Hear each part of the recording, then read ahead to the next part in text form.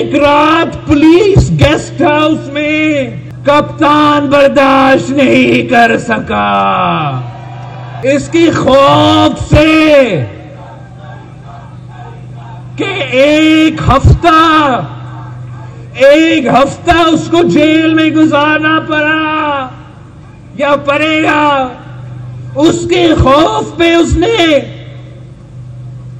इदारे पे हमले किए, पूरे पाकिस्तान को जला दिया।